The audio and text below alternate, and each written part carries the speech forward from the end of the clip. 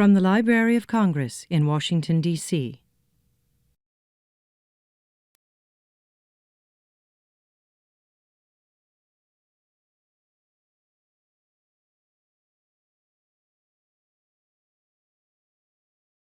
All right, ladies and gentlemen, so welcome to our 11 o'clock session of docent training today.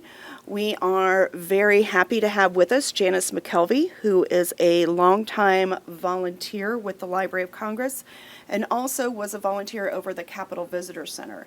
And one of the things that Janice took upon herself was to find more out about what the library was like when it was housed over in the Capitol building. So she's done an immense amount of research on her own. She's spoken with historians and spent hours over in the archives at the Capitol putting all this great information together for us. So we thank Janice for being here today and sharing a Capitol tour of the Library of Congress. Thank you. So I have spoken with many of you all. As you all know, I'm a coordinator, so I'll be working with all of you, and I really, really look forward to that. This is one of the best times of year at the library with the new class graduating. It's just very exciting, lots of fun, very festive. So as Susan mentioned, I was a volunteer, still a volunteer also here, but a coordinator, an employee as well. And I did volunteer at the Capitol Visitor Center for several years, and actually I'm doing that again a little bit in January. So yes, I became really interested in the spaces that the library where the library was in the Capitol during that time.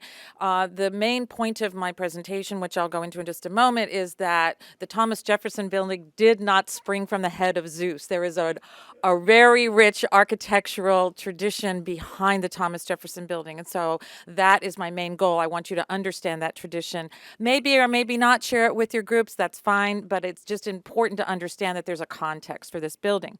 So let's get right to it.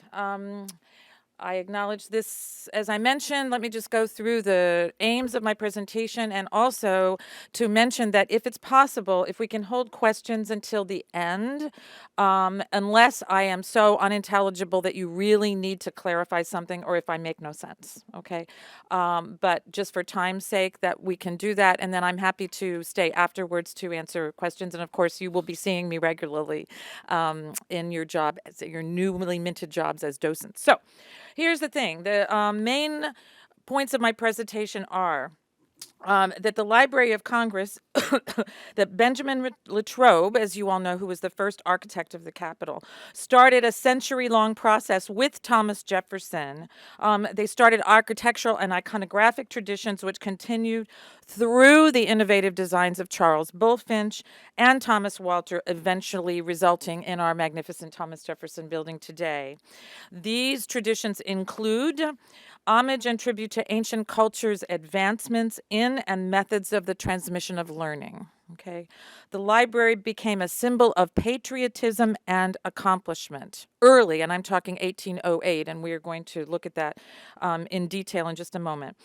Careful attention to storing and preserving printed materials in beautiful and majestic as well as very functional spaces, okay? The adaptation of neoclassical design conventions to American themes and landscape, including the introduction of Roman gods and goddesses to celebrate American achievement, and the use of the allegorical female to represent noble human attributes.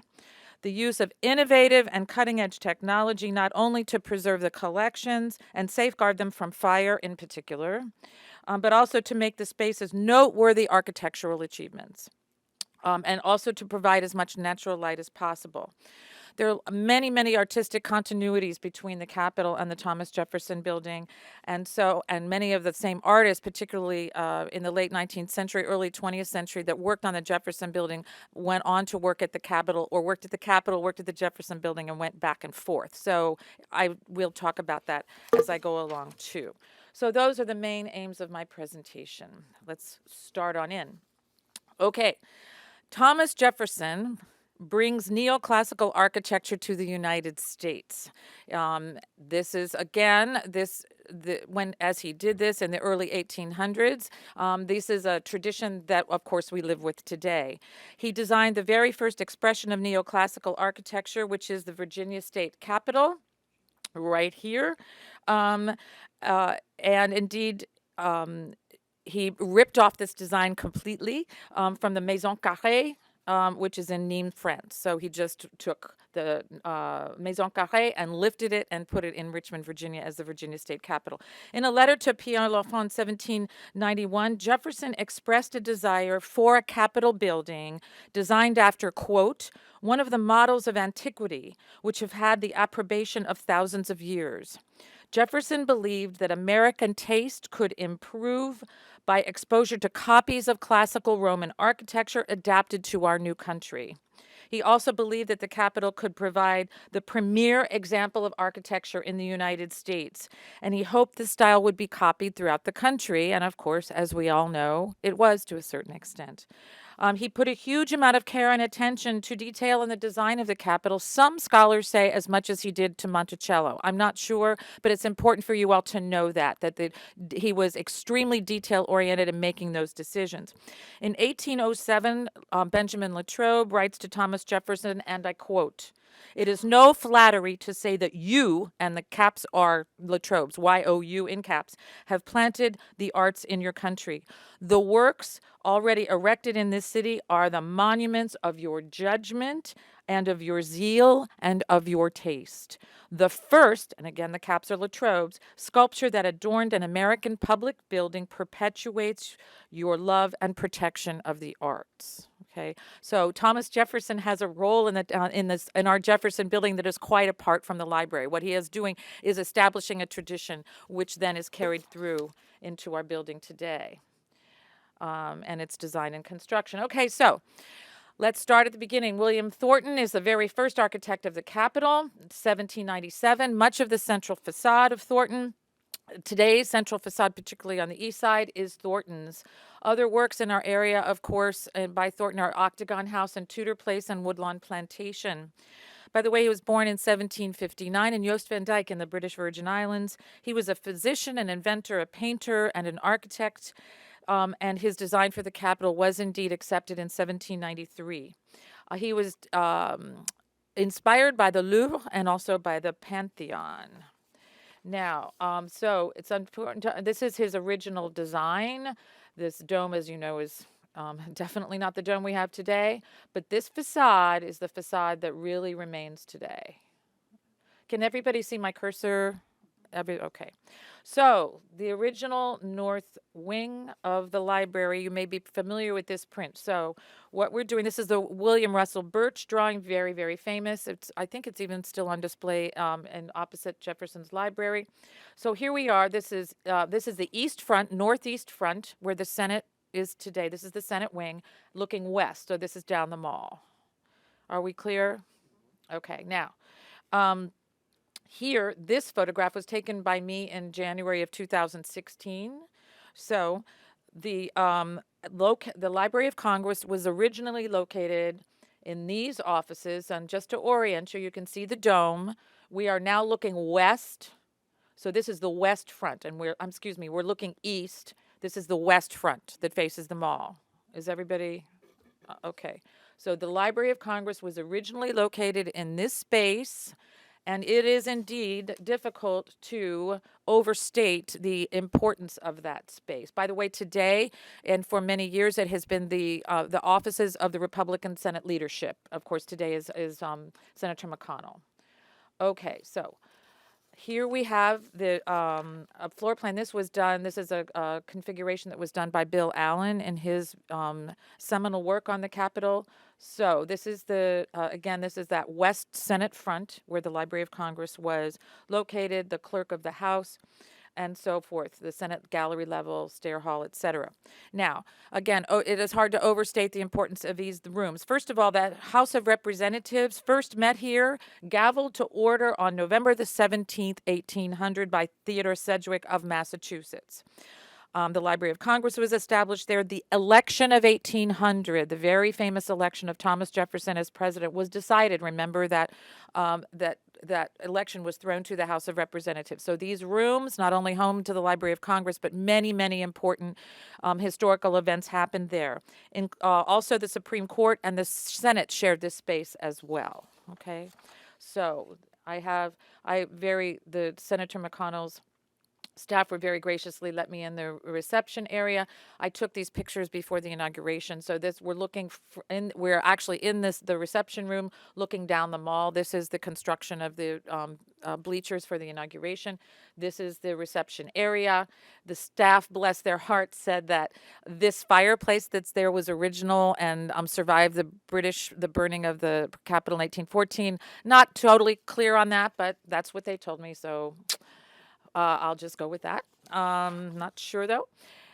Next we have Benjamin Latrobe becomes architect of the Capitol. Indeed, before the fire, Benjamin Latrobe, an absolute genius, architect, engineer, artist, absolutely brilliant man. He was born in Yorkshire, England, one of the first formally trained architects in the United States. He was also a painter, by the way. He traveled widely throughout Europe, mastered German, French, ancient and modern Greek, and Latin. He emigrated to the U.S. in 1796, designed the Bank of Pennsylvania, as you see here, the first example of Greek Revival architecture in the United States. He also designed the Baltimore Basilica, the first Roman Catholic cathedral in the United States. You can see similarities with Jefferson. That education, that travel in Europe, all of those things, you just know immediately that these two are going to become friends. And indeed, their partnership lives with us today. Their partnership, as we will see, affects a lot of the decisions that went into the Thomas Jefferson Building.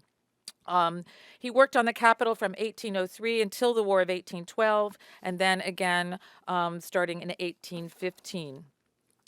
Other notable buildings by Latrobe in our area include St. John's Episcopal Church on Lafayette Square, St. Paul's in my hometown of Alexandria, of course, the Baltimore Basilica, which I just referenced. This is widely regarded as his real masterpiece in this country.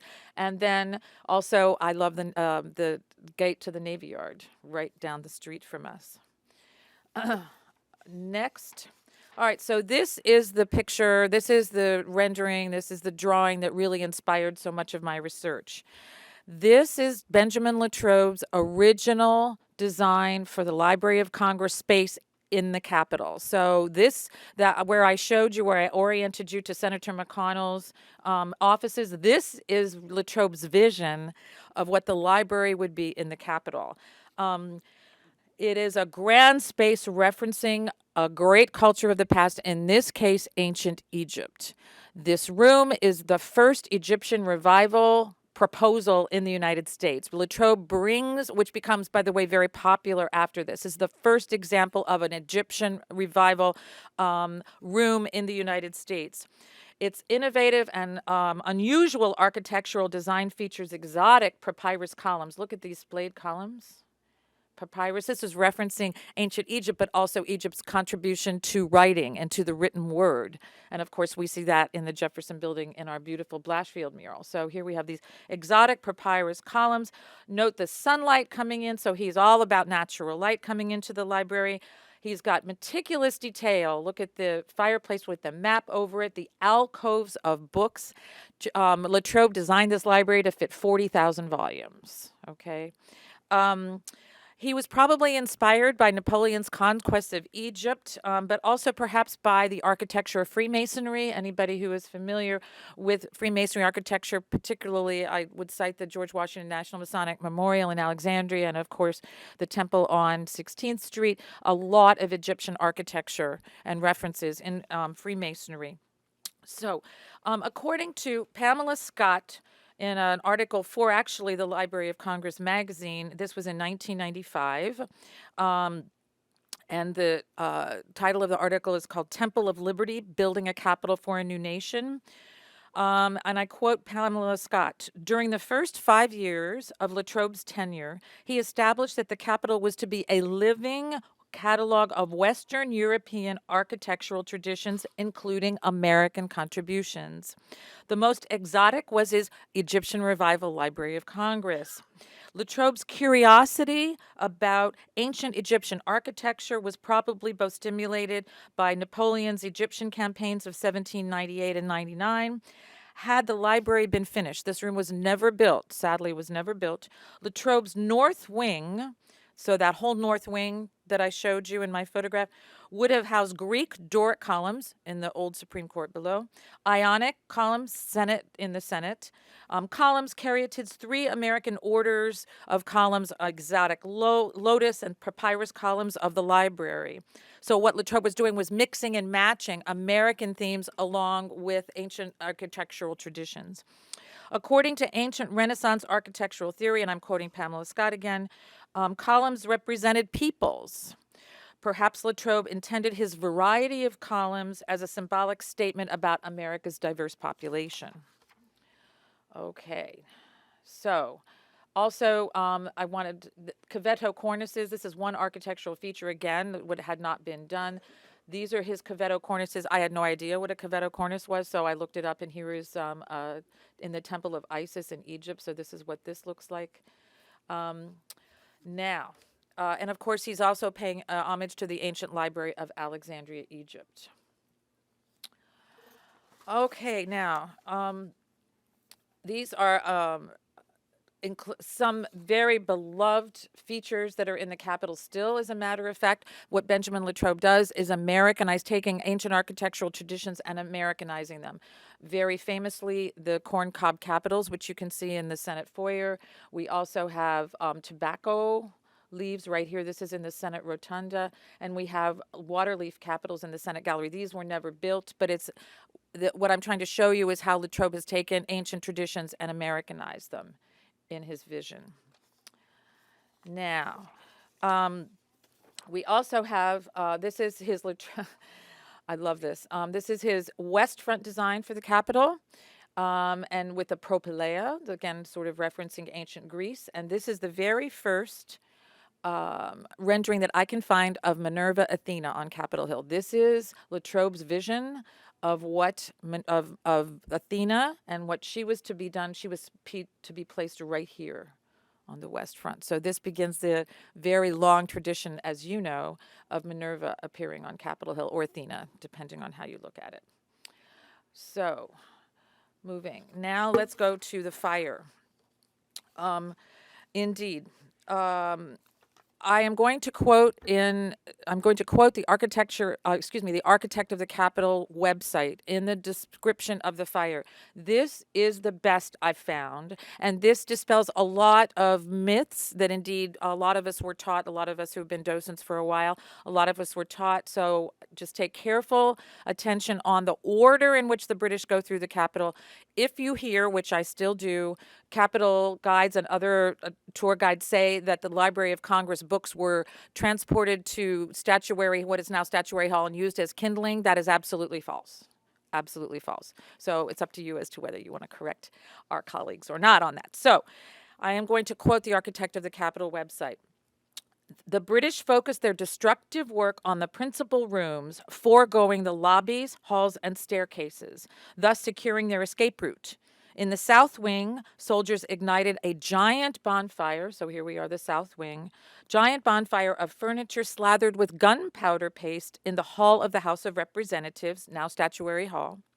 The heat from the fire grew so intense that it melted the glass skylights and destroyed much of the carved stone in the room, including Giuseppe Franzoni's life-size marble statue of Liberty, which we'll talk about in a moment, located above the speaker's rostrum. Downstairs, the clerk's office was transformed into an inferno of burning documents and furniture. The fire produced a heat so great that it forced the British to retreat from the south wing, leaving half the rooms on the first floor unscathed. Okay. In the Supreme Court chamber, on the first floor of the north wing, which is right here, troops piled up furniture from nearby rooms to create another great bonfire, severely damaging the Doric stone columns. Upstairs, the large room that then housed the Library of Congress, which remember this is looking west, so the Library of Congress we can't see from here because this is the eastern rooms. Collection upstairs, the large room that then housed the Library of Congress's collection of over 3,000 books served as ready stockpile of fuel. The space burned so fiercely that it endangered a portion of the exterior stone wall. From the library, wind spread from the flames to the Senate chamber, which was essentially right in here. where damage to the art and architecture was severe. So clearly, as you know, the fire was obviously extremely destructive, but it could have been much worse. And I need to pay tribute to Benjamin Latrobe, also to the rainstorm. You all may know that a rainstorm within 24 hours helped to put out the fire.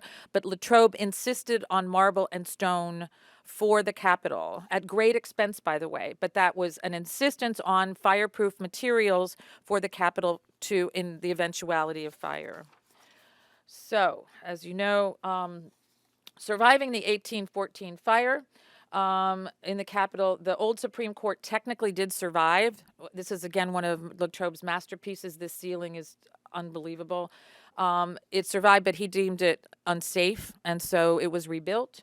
Also, these columns, as we've seen, and then this is the foyer. As you walk into the north wing, that Senate foyer, this all survived the fire, and actually, this was an escape route for the British.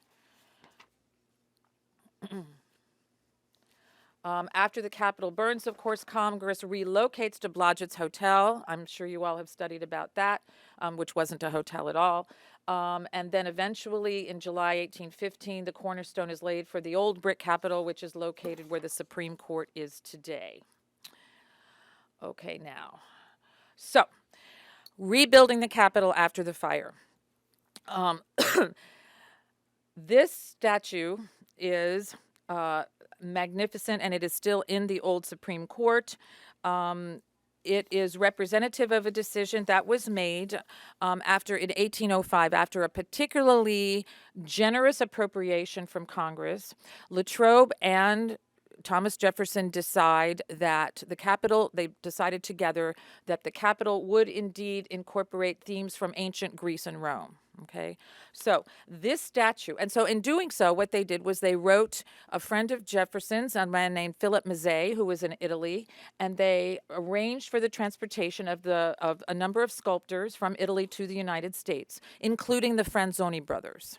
Now, Giuseppe Franzoni came up with a plan for a statue like this before the fire of 1814, but unfortunately, it was not executed. After the fire, he had passed away. So his brother Carlo actually finishes this statue. It is called Justice. It is in 1817, and it's still in the old Supreme Court. Now, a lot of elements in this statue, or this group of figures, I should say, carry through to the Thomas Jefferson Building. So right away, there are a number of innovations that Giuseppe Franzoni decides to incorporate. Number one, here we have Justice as a seated female figure, or as a female figure with her scales. Heretofore, Justice had, as you've probably seen, a blindfold. But Franzoni decides to turn this around completely on its end and clear-eyed Justice. This is the first, one of the first examples that we can find, certainly in the United States, where Justice is clear-eyed. And scholars have interpreted this as, in America, Justice is clear-eyed. She doesn't need a blindfold to be impartial. She is clear-eyed. She knows what she's doing. She will always be fair and execute justice clear-eyed without a blindfold. Also heretofore, here we have, before, as you all know, Minerva, or Athena Minerva, is usually depicted with an owl, but here the owl is seated with Justice. The owl is with Justice. And indeed, the book's Wisdom has an American eagle. So again, we are taking ancient Greek and Roman traditions and Americanizing them. So in this statue, the learning and is really and education is really the property, if you will, of America. In other words, we're taking that and mixing up those metaphors. So here we have Justice with her new clear-eyed fashion, with her scales. She also has the sword, which we see later. She's looking towards a genius figure, and we all, I'm sure, know about Philip Martini's magnificent genius figures in the Great Hall. Here is a male genius figure with wings, with a copy of the United States Constitution and the Light of Truth. So this statue begins so many icons that are present in Capitol Hill in America, and certainly in the Thomas Jefferson Building. This is 1817. Next, we have Liberty by Enrico Cozzici. This is the original Liberty statue burned during the fire of 1814, but it was rebuilt. This is in Statuary Hall today. It's almost 14 feet high. This is an allegorical female representing liberty, holding the Constitution in her right hand and an American eagle to her right. The serpent representing wisdom on her left, wrapped around a column section. This replaced Giuseppe Franzoni's Seated Liberty, that, as I mentioned, that was destroyed by fire. Now, and this is in plaster, by the way. There were always intentions to make this in marble, or to copy it and make it in marble, but it never happened. However, Cleo, if you go to Statuary Hall, one of the most beloved statues actually in the building. I love Cleo, and we owe a lot to Cleo for the Thomas Jefferson Building. Here we have Cleo, the muse of history, standing on her winged chariot or car. That's why it's called the Car of History. The car stands on a marble globe where the signs of the zodiac are carved in relief. The chariot wheel is the face of a clock, the workings of which were installed by the very famous clockmaker Simon Willard in 1834. She's turning the pages of a book representing the importance of learning throughout history. I hope these themes are sounding familiar to you. George Washington is on here on relief. One of the very first examples in the United States of a real historic figure connected to an allegorical one. And again, I hope this sounds familiar. Cleo was commissioned for the House Chamber, and she stays there today. So, here we have Charles Bulfinch, who is hired to redesign the Capitol after the fire.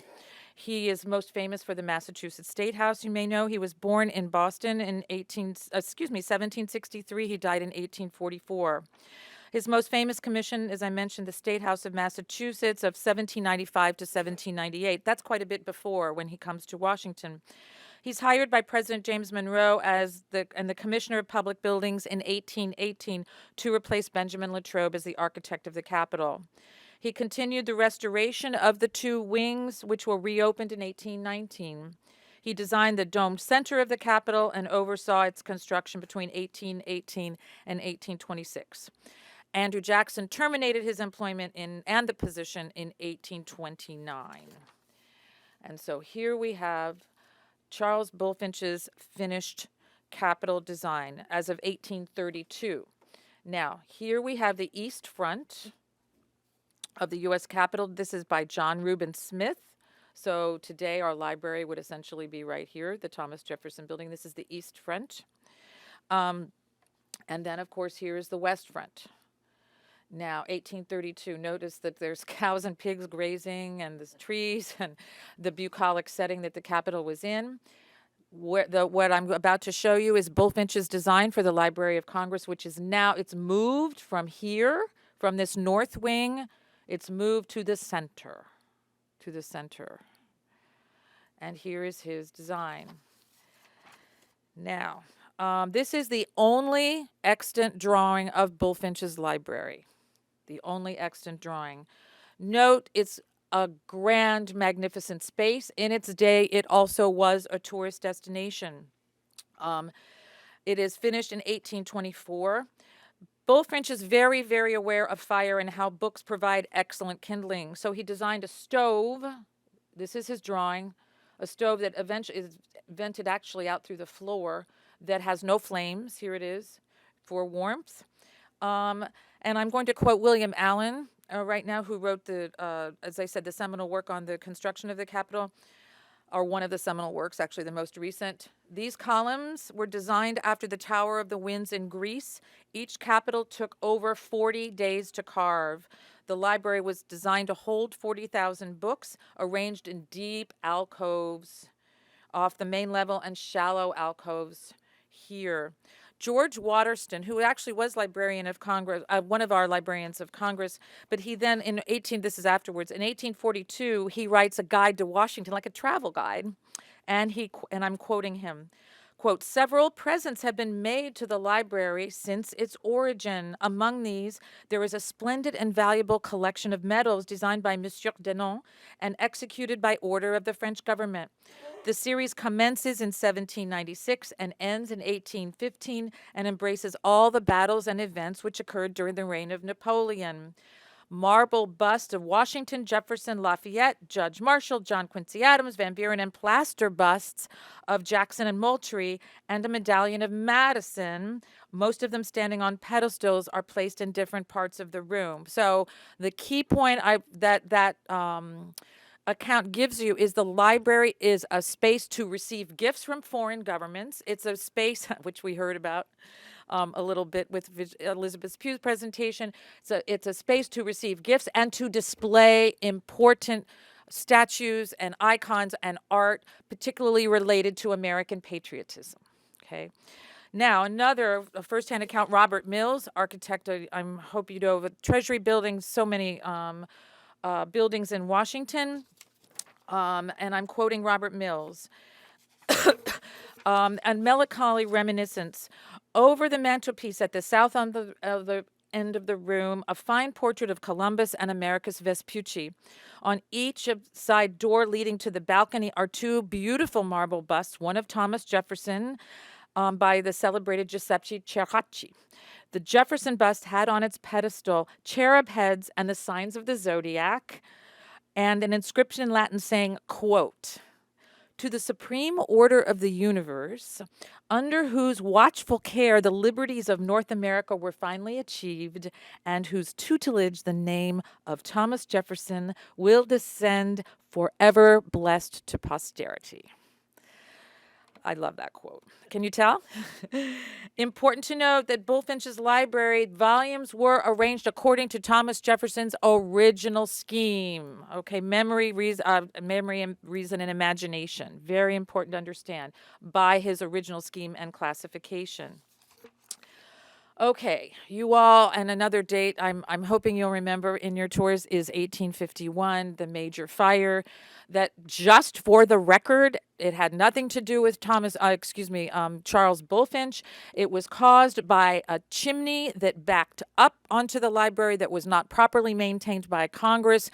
There's a lot of documentation about writing letters. This chimney is dangerous. There's a hole, et cetera, et cetera, et cetera. And sure enough, sparks flew through the hole in the chimney, entered the wall of the wall of the library, and things went on from there. Okay, so as you all know, 2/3 of Jefferson's books are burned, 2/3 of the library is burned.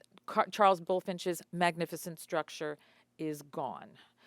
Enter Thomas Ustick Walter. Again, an architectural genius, born in Philadelphia, Pennsylvania. He received early training in masonry. His father was a mason, and he was also a Freemason, as was Benjamin Latrobe. He apprenticed in the office of William Strickland. He was fourth architect of the Capitol from 1851 to 1865. Next to the Capitol, his most famous and acclaimed building is Girard College, among the last and grandest examples of the Greek revival movement in the United States. He was one of the founders and the second president of the American Institute of Architects. He was architect of the Capitol when the 1851 fire consumed the library. And so he is tasked with rebuilding the Library of Congress. So here is his floor plan that he comes up with. And so here, just to orient you all, here is the Capitol Rotunda. He designs a library here. This is the central section. So this is the very center where Bulfinch's library was located. He also designs a north wing and a south wing, and then with reading rooms and committee rooms for Congress. Are we oriented? So this is the center west facade of the Capitol. Are we clear? Okay, excellent. Okay, here are some of his renderings. So this is south looking north. So this is a cross section, south looking north. This is that main central space that I'm just about to show you. And here is another one, the main central space, north wing and south wing. Now, just to clarify, the main central space was constructed, as we'll see, finished in 1852. actually in 1853. The north and south wings were not done until after the Civil War. Okay. So moving right along. All right, get comfy for a moment because we are looking at Walter's design for the Library of Congress as it was built out, but this is his original, these are his design, his original drawings. We are looking at one of the greatest architectural masterpieces in the United States at the time, no question about it. It took him only 3 weeks after the 1851 fire to design one of the most extraordinary examples in American architecture. And I'm going to quote Bill Allen again, quote, "a sparkling, incombustible cast iron library free of any wood except for might be used for furnishing." So while this was not the very first iron room in the United States, it was one of the very first. It also had the very first iron roof in the United States. The entire thing is iron, okay? It is open to great acclaim to the general public on August the 23rd, 1853, and was an amazing feat of design and construction, finished in 18 months. In a letter to the Secretary of the Interior at the end of 1852, Walters describes the color scheme, and I quote, "All of the plain surfaces of the ceiling, both horizontal and vertical, to be gilded in 3 shades of gold leaf, so disposed as to give effects to the depth and effects to the panels. All the ornamental moldings, pendants, and drops of the ceiling to be finished in gold bronze, and the prominent parts to be tipped with gold burnished, so as to produce decided and sparkling effect against the dead gold surfaces." By the way, these are all skylights here. So the ceiling he's referencing is this. The large consoles, each of which, by the way, weigh 3 tons. They're here. Okay, the large consoles to be painted in light bronze green, tipped with gold bronze and burnished gold for the purpose of giving relief to the fruits and foliage. All of the cases, railings, and remaining ironwork to be finished with light gold bronze, tipped on all the parts which receive the strongest light with burnished gold. Have you counted the number of shades of gold? 11. 11. Okay, it must have looked like El Dorado. It must have looked, seriously. And here is a picture of the finished product. Most of the photographs I'm going to show you are maddeningly undated. This has been a real challenge to me as a researcher, very, very difficult. In general, what I have done is I'm assuming that the more pristine the photograph, like this one, the less clutter, the less stuff, is before 1870. And you all know why. After 1870, things clutter up very quickly, okay? So, the photographs you're going to see, I culled from New York Public Library, from Architect of the Capitol, from the U.S. Capitol Historical Society, and our own collections. So it opens, as I mentioned, in 1853 to great acclaim. Let's look at some of the contemporary accounts of what people are saying about Walter's masterpiece. The Daily National Intelligencer, August 15th, 1853, quote, "The Congress Library will be in order for the Tuesday opening, when the public will be admitted to one of the most gorgeous and beautiful halls in the world. At first view of this enchanting room, thousands will experience, as we did, a glow of rapturous delight, not unmixed with something of a selfish sentiment of congratulations that as citizens of Washington, we are endowed with so great a privilege as this library affords, a source of national pride and patriotism." Sound familiar? I hope. Next, the Evening Star, quote, "The Congressional Library Room, a grand affair. This morning, the newly built and splendid reorganized Library of Congress was thrown open to the public, and a large number of ladies and gentlemen availed themselves of the opportunity to take a look at it. It is a gorgeous hall indeed, and it is fitted up in a style of unequaled magnificence. Every article of furniture and other workmanship is of American manufacture." Again, source of pride and patriotism. And next, Life in Washington, Life Here and There by Mary Jones McClue. So we're back in the travelogue mode. Life Here and There. There is hardly, this is October of 1857, there is hardly any object in our city more suggestive or more frequented than the magnificent reading room of the Library of Congress. Designed by eminent architect Mr. Walter, whose glass ceiling, veined by cornicing, fluting, and garlands, seems bright like burnished gold mingled in wreaths of gilded leaves and lilies. When we paid our last visit, we found it gaily peopled as usual. Couches filled with groups conversing in customary library undertone, which is, of course, a drowsy murmur.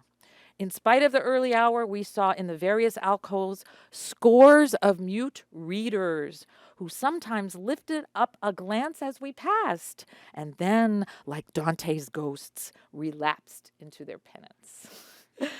Now, I love that. Dante's ghost relapsed into their penance. Note what is missing here, and note the differences between this, the Bulfinch Library, and indeed some of the Thomas Jefferson Building today. Note the absence of lots of decoration. You are not seeing statuary here. Clearly the Walters Library, the stars of the show are the iron and the books. The iron and the books. He is not going into that ancient Roman and Greek tradition. We do have the lilies and the garlands and all those kinds of things, but we don't have representational sculpture. We don't have displays here. It's a masterpiece in and of itself. The star of the show, the iron and the books. Now, here are other photographs. This indeed is the North Wing after the Civil War. I know that it's North Wing. I'm surmising I know it's after the Civil War because the North Wing wasn't done then, but I believe this was taken probably on the opening of the North Wing because it was the first to open, because it's empty. It's totally empty.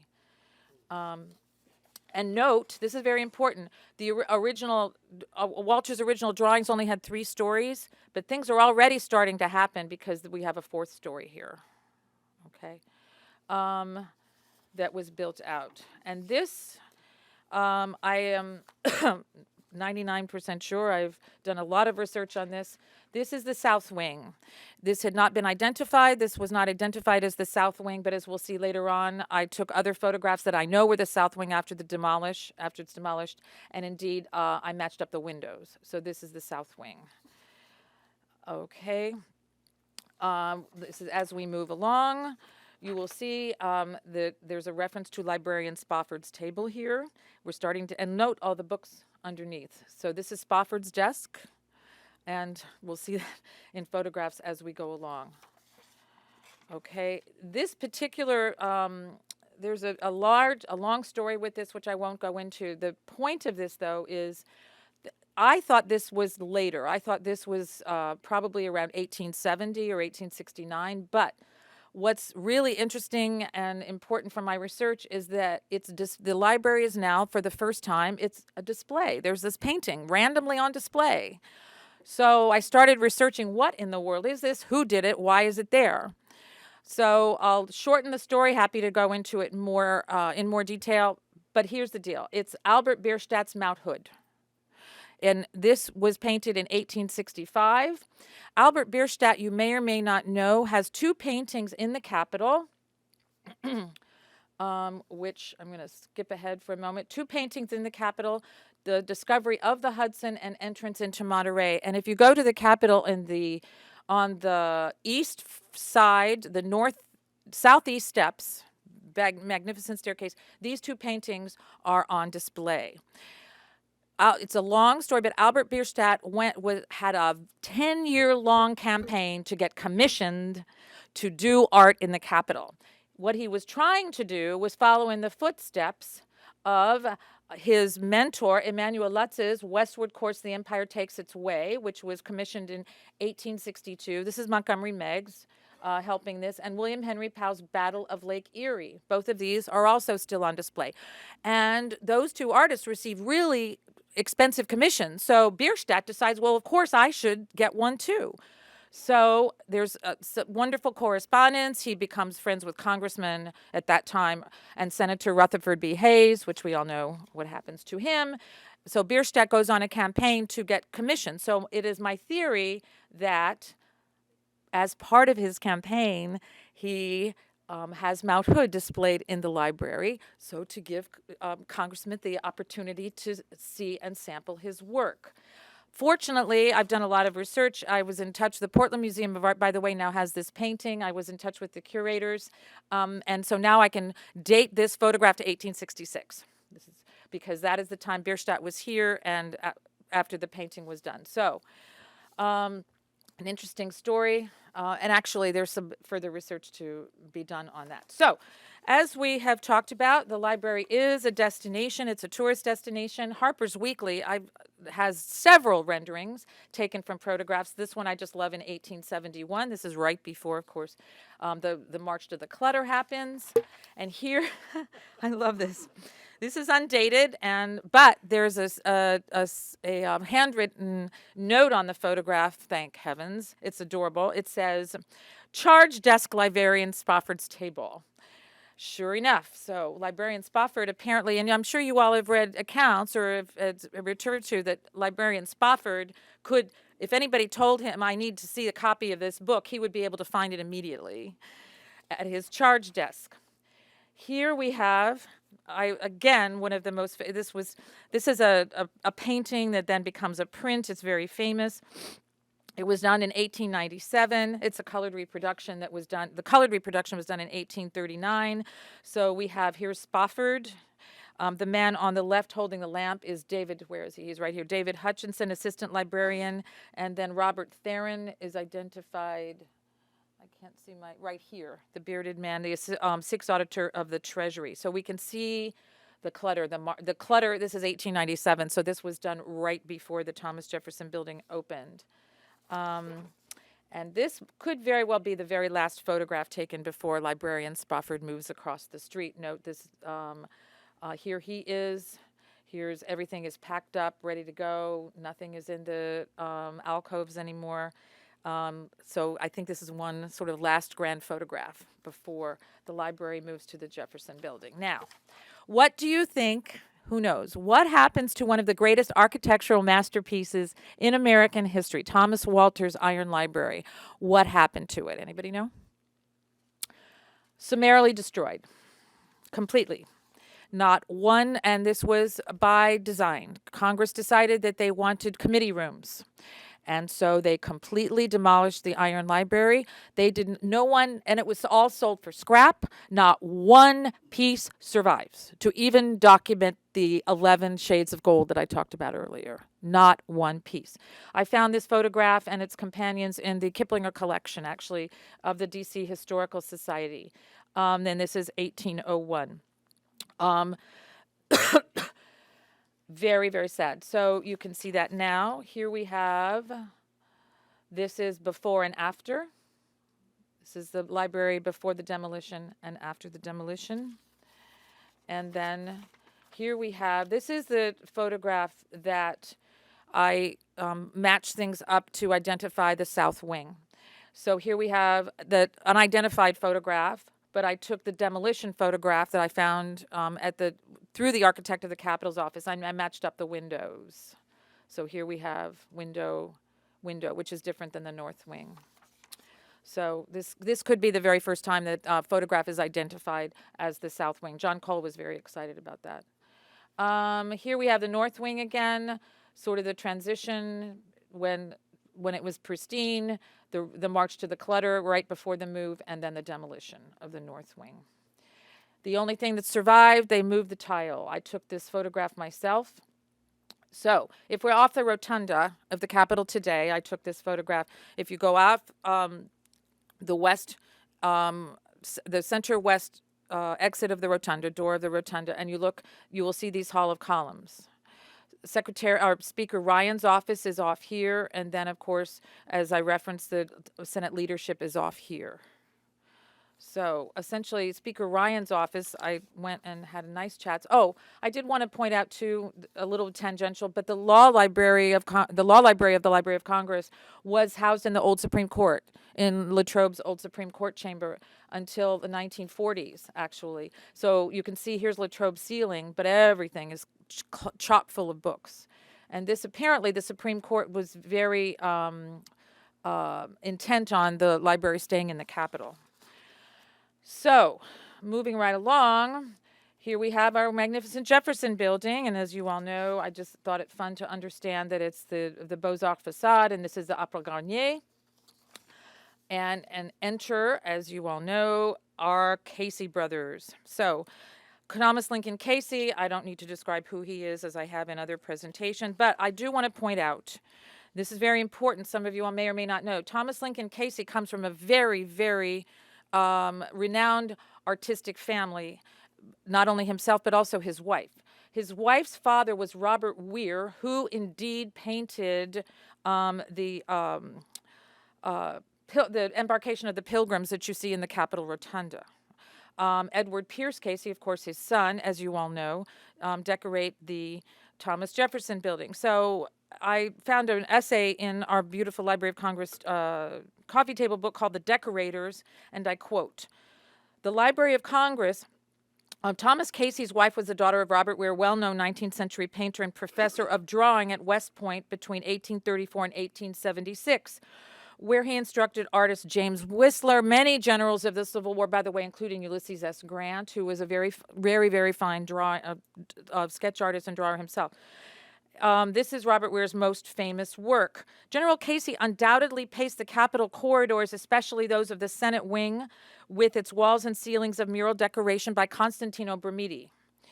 In fact, the aged artist, Brumidi, was still at work on the Rotunda frieze in the Capitol, that bears his name when General Casey arrived in Washington.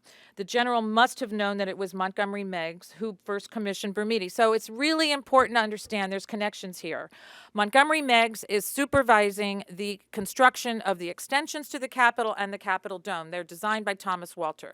Montgomery Meigs makes the decision to decorate the Capitol very, very highly with the work of Constantino Brumidi, with lots of Greek and Roman architecture. It's like we have Montgomery Meigs with Brumidi in the same way that Thomas Jefferson partnered with Latrobe. It's a very similar relationship.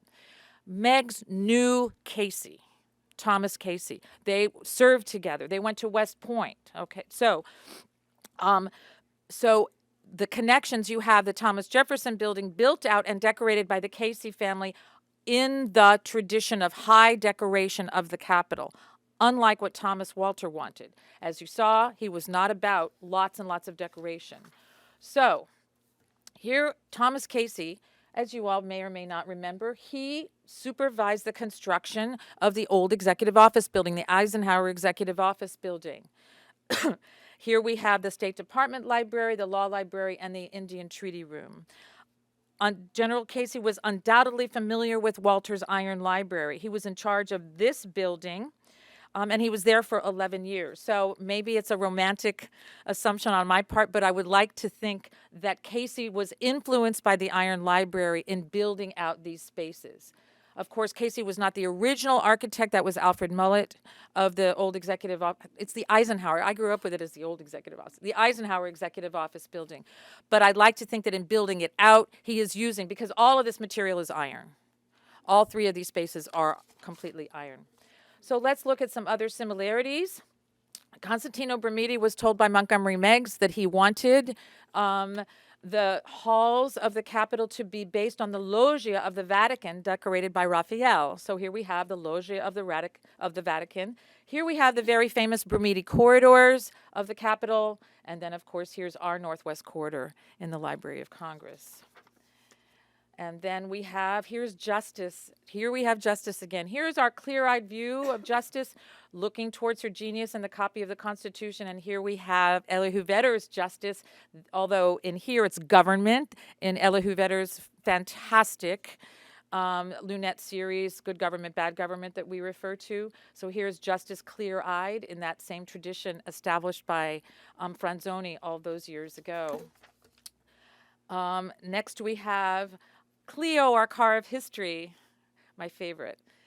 Of course, she's all about the importance of learning and history through time, and how time, the flight of time, and the importance of books and education, all of those things in time. Here we have our own history done by Daniel Chester French, and a very similarly themed Flight of Time by Paul Flanagan, the Flanagan Clock.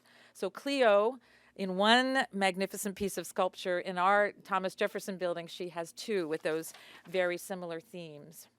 And next we have the Americanization of design elements. Here I've gone through Latrobe's Americanization of classic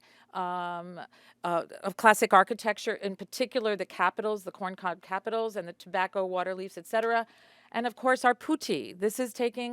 Our putti are taking a very classical icon and Americanizing it with the jobs that are popular in the late 19th century. And of course Minerva.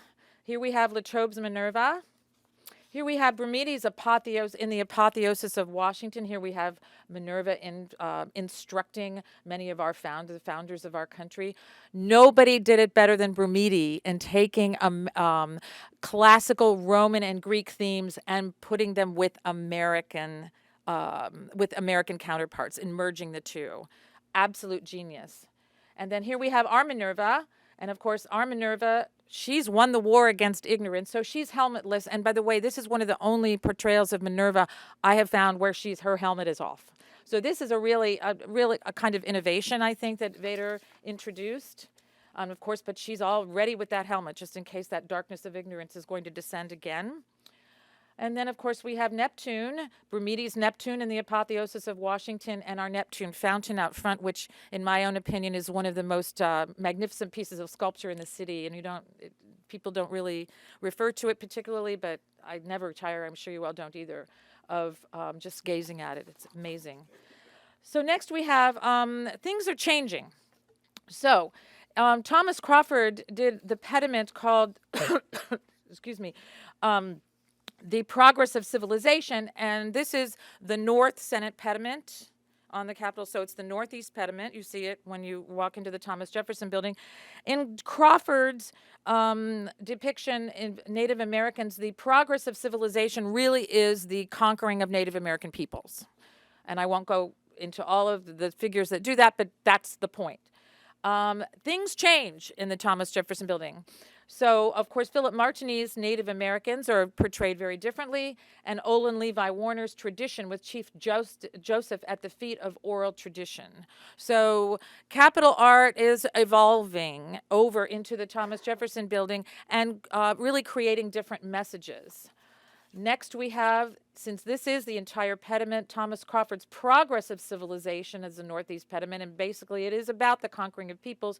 Here we have, of course, you know, Edwin Blashfield's vision is very, very different. So but the titles of the two pieces really do invite comparison. Progress of Civilization, Evolution of Civilization. So I think it's very clear that a statement is being made by the decorators of the Thomas Jefferson Building that things they are going in a very different direction. Okay, and then of course, you all may or may not know the Statue of Freedom was on the roof of the Capitol was originally designed with a Phrygian cap, a liberty cap. This is, of course, an ancient Roman symbol of manumission, of freeing slaves, essentially. But Jefferson Davis nixed that design. He said, absolutely not, period, end of story. So Crawford was forced to redesign the headdress that exists today on the Statue of Freedom. Now, as Ford Petras in our docent training, is Ford going to be doing? Yes. Oh, okay. At least in our docent training, he pointed out the Liberty Cap is in the Thomas Jefferson Building in a place of honor. And I'm quoting from memory, but I'm quoting him saying, if we think that that's a coincidence or if there's no connection, no. Again, the decorators of the Jefferson Building are making statements that are very, very different than what we found at the Capitol. And interestingly, who is in charge of decorating the space that of the Iron Library, those committee rooms, and what is now Paul Ryan's office, et cetera, but our own Elmer Garnsey. We all know Elmer Garnsey. Here is his magnificent Northeast Pavilion painting. Of course, Elmer Garnsey, just to refresh your memory, was tasked with installing the art here in the Jefferson Building or across the street.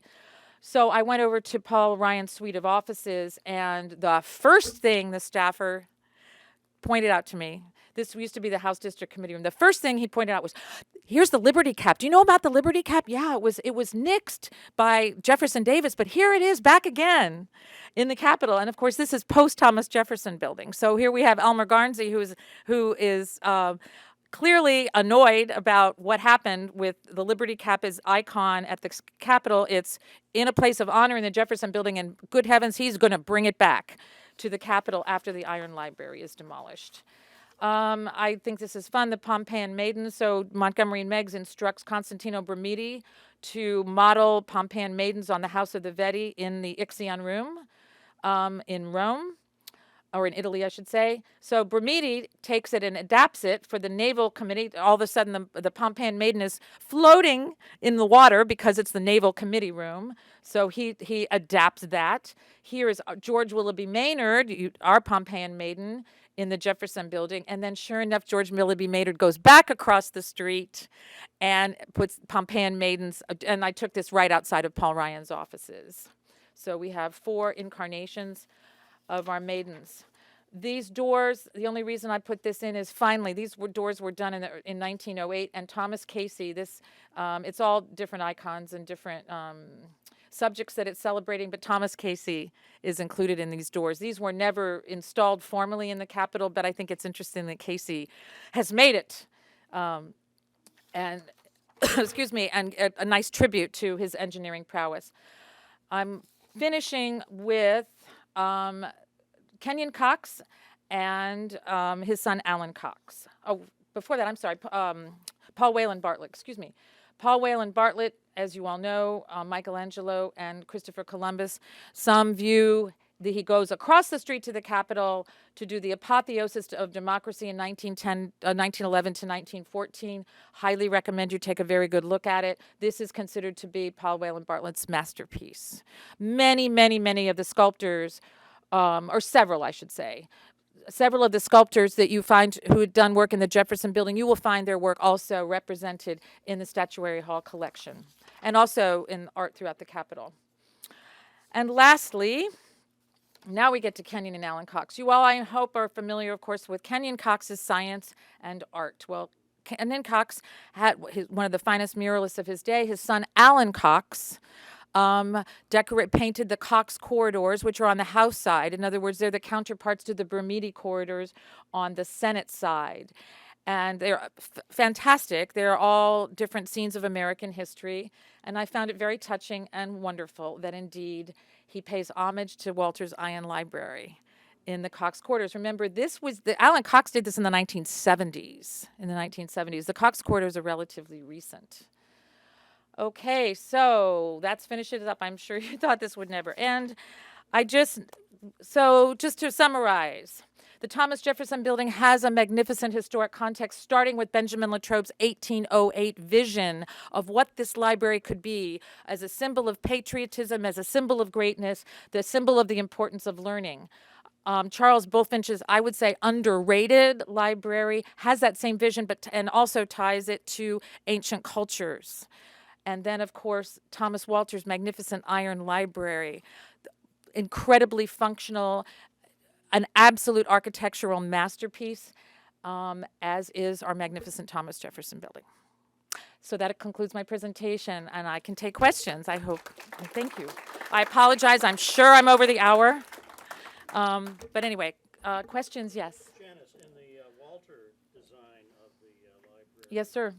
were the north and south wings connected to the west front, or were they actually separate rooms? In other words, if I were alive then and we're on the second floor level in the range of books, Right, and I wanted to find, I was in the north wing, right.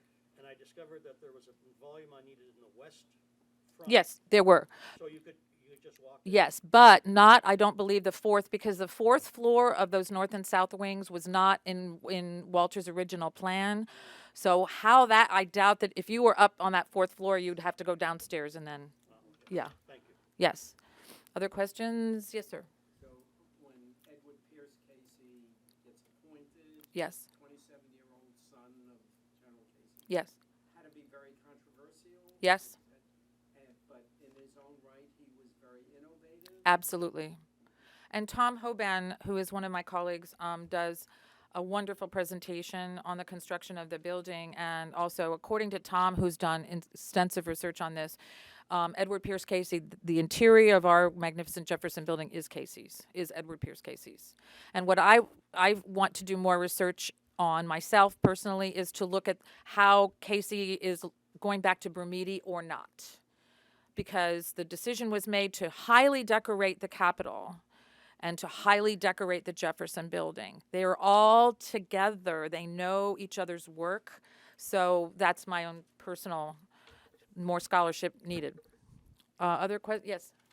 Yeah, you referenced the Iron Room. Yes. Opened to great public acclaim Yes. in 1851. And it's a tourist destination. How publicly accessible was the library at that point to the general public? Could anybody Yes. could go in and use the collection? Yes. It is my understanding that is true. John Cole, I've spoken with John Cole about this. But yes. And yeah, that's the best answer I know. And the Bulfinch Library, I know that it was accessible. To what extent that was open to the public, but again, there wasn't very much here, particularly in the Bulfinch years, so that is a space that was a destination in and of itself, because it's one of the only in Washington at the time. I mean, so much of the construction happened. Yes, again? Just a follow-up question. Yes, As docents, we frequently will have people who either have been to the Capitol yes, or are heading that way as soon as they finish with the Jefferson yes. Library. Are the guides, as far as you know, in the Capitol these days, do they talk much about the library's existence? No. In the Capitol building? No, they don't. And that's not their fault, because most tours of the Capitol, who's been on one lately? Okay. Most tours of the Capitol only include 3 spaces: the crypt, the rotunda, and statuary hall. And so it's not in their purview to go to where the library was. I have heard some of them say things like, and this is a few years ago, I've heard them make reference saying that Thomas Jefferson gave his library to start the Library of Congress. You may have heard that too. They're still a little murky. I think some of those guides are on those details, but no, that their reference is very, very minimal. But again, that's not their fault. That's just because they're not in those spaces. The interns, I know, do go to. They have more accessibility to the building, but I don't believe they mention it either. Yeah. Yes. Do you know what the volume capacity of the Iron Library was at the time? I can't. I have it in my notes. I can't remember exactly, but it was well over 40,000 books. It was well over. That's a good question. I know it's in here somewhere, but yes, I mean, huge, huge. Other questions? Okay, thank you so much. Enjoy your lunch. This has been a presentation of the Library of Congress. Visit us at loc.gov.